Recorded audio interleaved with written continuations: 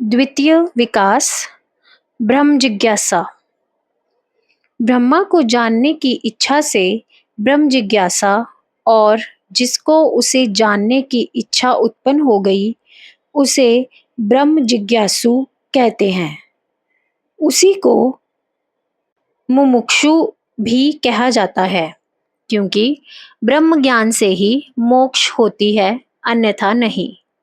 इसलिए ब्रह्मा को जानने की इच्छा का अभिप्राय मोक्ष की इच्छा समझना चाहिए। यहाँ जानने का अर्थ शाब्दिक अर्थ समझना मात्र नहीं है, ना ब्रह्मा संबंधी शास्त्रों का अध्ययन करना मात्र है। केवल शास्त्रीय ज्ञान तो पंडितों के बुद्धि कौशल का विषय है, और वह भी अन्य शास्त्रों के अध्ययन के सदृश बुद्धि से संबंध रखने वाली एक उच्च कोटि की विषय वासना की तृप्ति करने को पर्याप्त होता है, अर्थात वह एक बुद्धि व्यापार मात्र है। बहुधा देखा जाता है कि बड़े बड़े दार्शनिक विद्वान भी आध्यात्मिकता से सर्वथा शून्य और सदाचार से विमुख आचरणों युक्त होते हैं। उनमें विषय भोगों की लालसा प्राय एक सामान्य मनुष्य जैसी देखने में आती है, और चिंता भय शोक आदि से ग्रस्त रहते हैं। विषयासक्ति और इंद्रिय परायणता के गाढ़ पाशों से जकड़े रहने के कारण उनको ब्रह्माविषयी शास्त्रीय ज्ञान से कोई वास्तविक लाभ नहीं होता। जब तक परम तत्व का तत्वतः अनुभव नहीं किया जाता, तब तक शास्त्रों का ज्ञान और अध्ययन व्यर्थवत है। ब्रह्म ज्ञान का उदय वस्तुतः उसका अनुभूत साक्षात्कार करना और उसकी सत्ता को प्रत्यक्ष अपने अनुभव में लाना है। इस प्रकार ब्रह्मा को जानने की इच्छा भी एक प्रकार की भूख कही जा सकती है। जैसे क्षुधा लगना शरीर का धर्म है, उसी प्रकार ब्रह्म जिज्ञासा शुद्ध तत्व प्रज्ञार चित्त का धर्म है। तमोगुण की मलिनता, रजोगुणियों के विक्षेप की काली घटा सदृश आंधियों और भय मोह राग द्वेष काम क्रोध आदि के आवरणों से चित्त पर ज्ञान रूपी सूर्य का स्वास्थ्यप्रद प्रकाश नहीं पड़ने पाता। ऐसे चित्त को ब्रह्म जिज्ञासा की भूख नहीं लगती।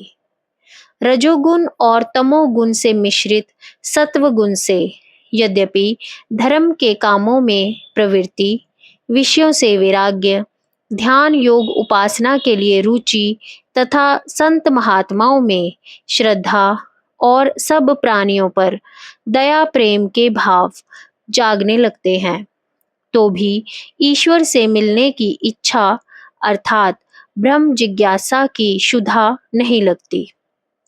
इसलिए मुमुक्षु बनने के लिए ईश्वर को प्राप्त करने की प्रबल इच्छा उत्पन्न करनी चाहिए। ईश्वर को जानने की इच्छा ही उससे मिलने का अधिकार प्रदान करती है। ऐसा भी देखा जाता है कि बहुत से मनुष्य केवल शास्त्रों के अध्ययन और तर्क युक्ति से जीव ब्रह्मैक्य सिद्धांत को समझकर अपने को कृत्य मानने लगते हैं और कहा करते हैं कि ब्रह्म ज्ञान के लिए किसी उपासना अथवा योग साधन की आवश्यकता नहीं कही गई है।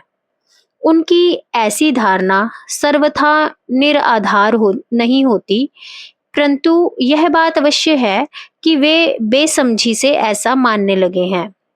हम आगे इस विषय को विस्तार पूर्वक बताएंगे कि ब्रह्म ज्ञान अनुभूति का विषय होने के कारण यद्यपि किसी कर्म की अपेक्षा तो नहीं रखता, परंतु अपरोक्ष अनुभव के लिए पहले अधिकारी बनना अनिवार्य, और अधिकारी बनने के लिए ही योग उपासना आदि की आवश्यकता होती है।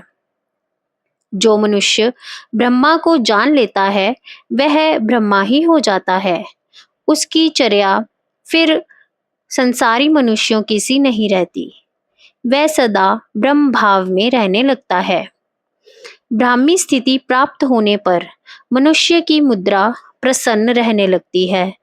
वह संसार सागर के थपेड़ों से विचलित नहीं होता और अपनी अविचल शांत साम्यावस्था को कभी नहीं छोड़ता।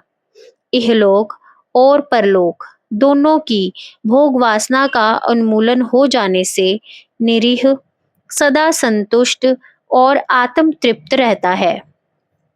वह ना दुखों से व्याकुल होता है और ना सुखों की कामना रखता है। राग द्वेष और भय तो उसके निकट भी नहीं आते। ऐसा मनुष्य संसार में रहता हुआ भी संसार के धर्मों से निर्लिप्त रहता है। संक्षेप में, ब्रह्मा का जानना एक अंत्य स्थिति का नाम है जिसे ब्राह्मी स्थिति कहते हैं। केवल बुद्धि से समझ लेने मात्र का नाम ज्ञान नहीं है और उस ज्ञान की स्थिति दोषों के क्षीण होने पर साधन संपन्न मुमुक्षुओं को ही उदय हुआ करती है। वह ज्ञान समय पाकर योग संसिद्ध मनुष्य को स्वयं अपने अंतर आत्मा में प्राप्त होता है। जय गुरुदेव।